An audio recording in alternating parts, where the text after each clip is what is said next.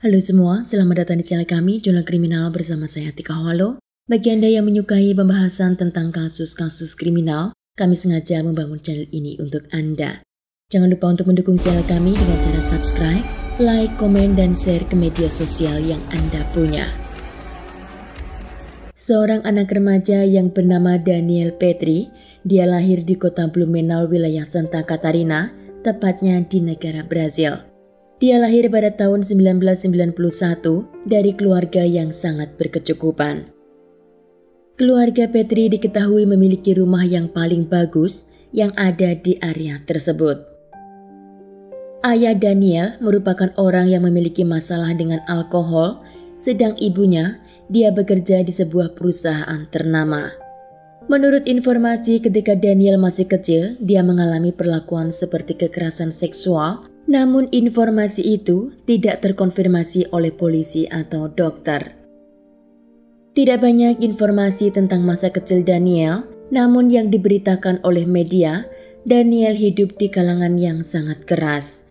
Hingga Daniel harus dimasukkan ke sebuah layanan psikiatris karena kelakuannya yang agresif dan juga kenakalan yang dia perbuat.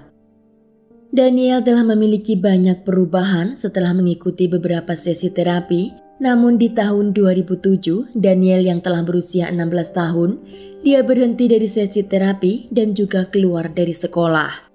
Daniel kini memilih untuk mengurung diri di dalam rumah. Di kamar itu, Daniel lebih banyak menghabiskan waktunya menonton film dan juga bermain video game.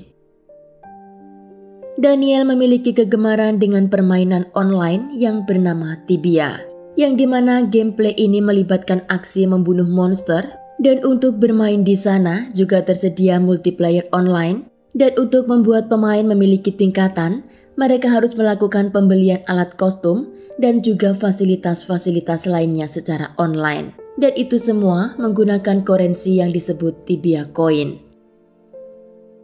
Daniel memiliki tetangga yang bernama Gabriel Kahn, dan Gabriel ini memiliki seorang kakak laki-laki yang usianya hampir sama dengan Daniel.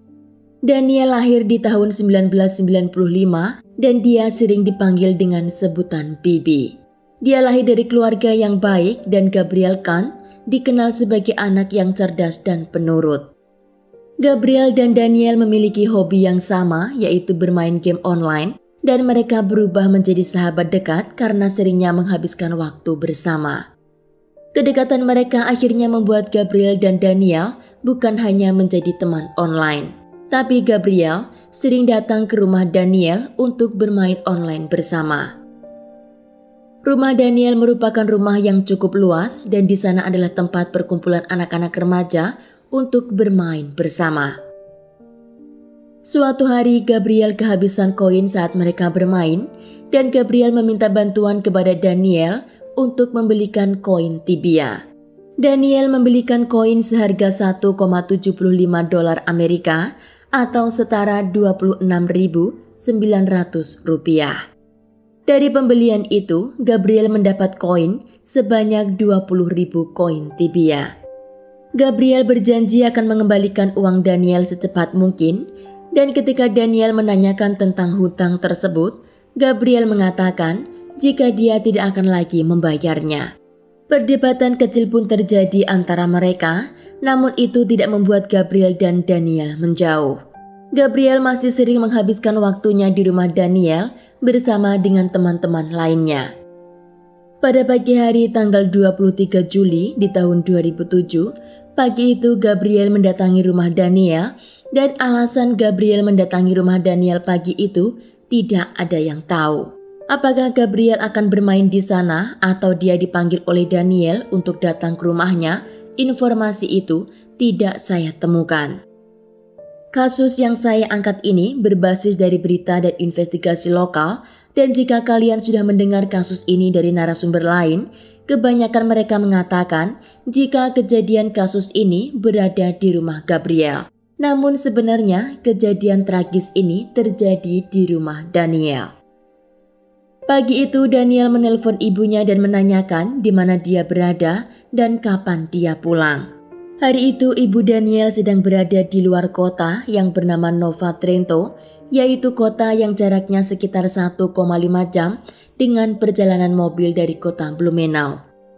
Ibu Daniel mengatakan jika dia masih melakukan sesuatu di sana dan dia belum tahu kapan akan pulang. Setelah mendapat kabar tersebut, Daniel melihat waktu di jam tangannya dan dia mendekati Gabriel yang sedang bermain video game.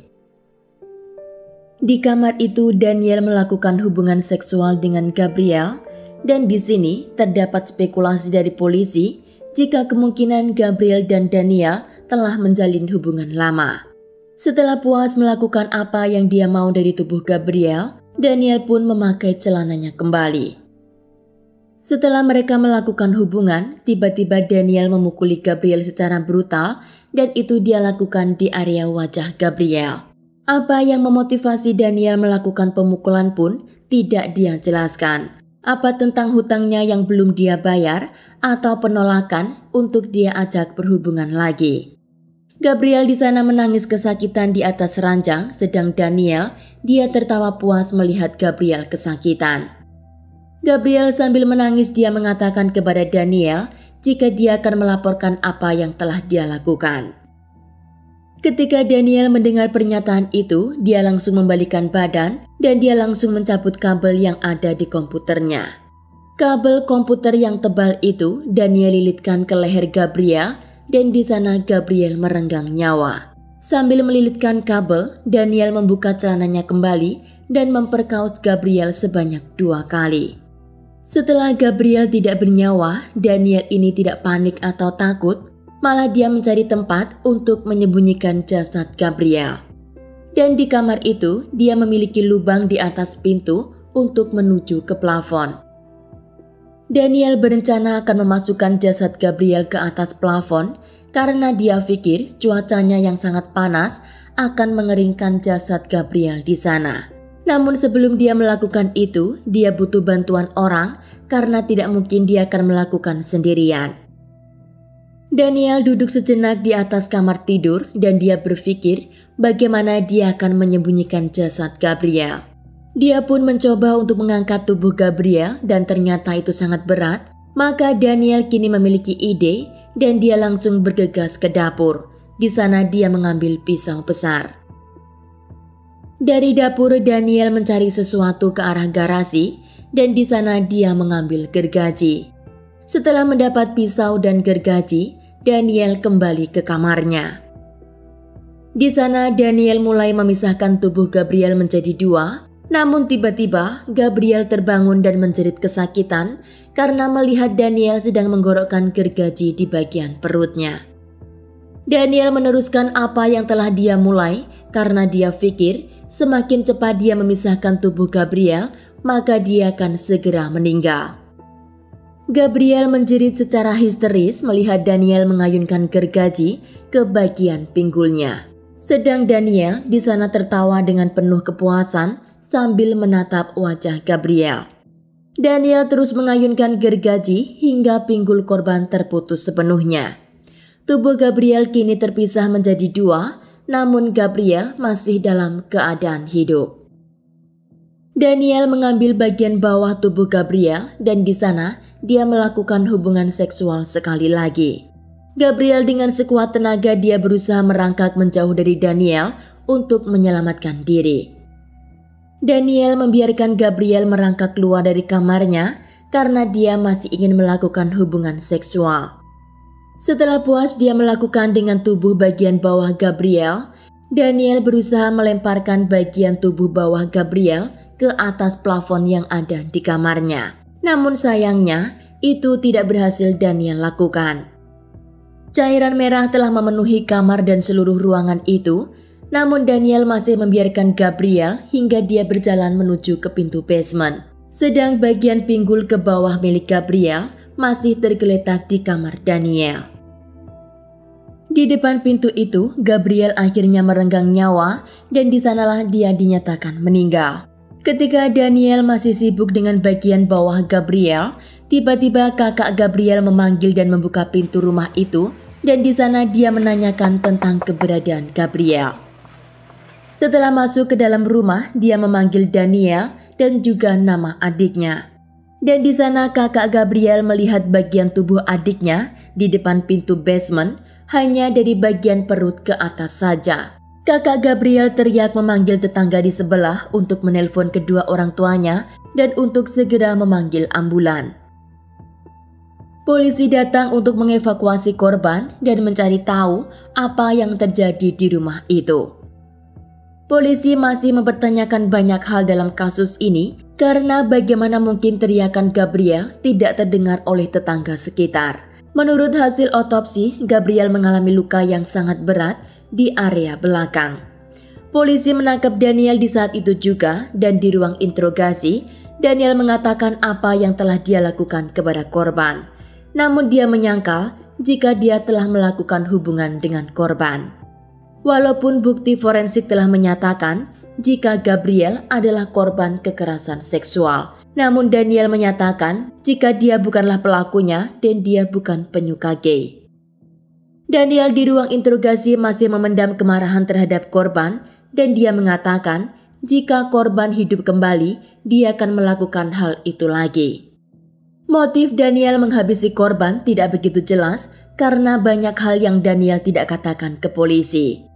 Daniel menyimpan emosi yang sangat besar terhadap korban dan itu hanya Daniel yang tahu apa yang sebenarnya terjadi. Daniel didakwa sebagai pelaku pembunuhan terhadap Gabriel dan juga pelaku kekerasan seksual. Diyakini jika setelah tubuh Gabriel meninggal, Daniel masih melakukan hubungan dengan korban. Daniel saat melakukan kejahatannya itu, dia masih berusia 16 tahun, maka menurut undang-undang di Brasil, Daniel tidak bisa dihukum dengan hukuman maksimal.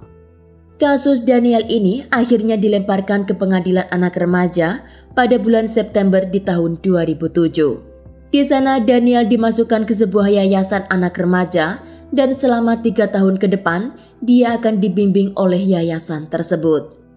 Anda bisa bayangkan anak remaja yang berusia 16 tahun dan telah melakukan kejahatan sebesar dan sesadis itu, lalu pemerintah hanya memberikan hukuman selama 3 tahun dan itu pun bukan hukuman penjara atau hidup di dalam sel tahanan. Namun pelaku akan hidup normal di bawah pengawasan sebuah yayasan. Apa iya kebrutalan dan kesadisannya itu tidak akan terulang kembali? Dan apakah ada jaminan jika orang-orang yang ada di sekitar Daniel nanti tidak mengalami hal yang sama seperti Gabriel? Kasus ini sangatlah kontroversi dan polemik di negara Brasil dan hingga hari ini keluarga Gabriel masih menuntut keadilan. Sekian kasus hari ini, jangan lupa tinggalkan like dan komen. Jika Anda tidak keberatan, klik tombol subscribe untuk mendukung channel kami. Terima kasih saya ucapkan kepada Anda para subscribers. Sekian, sampai jumpa di kasus berikutnya.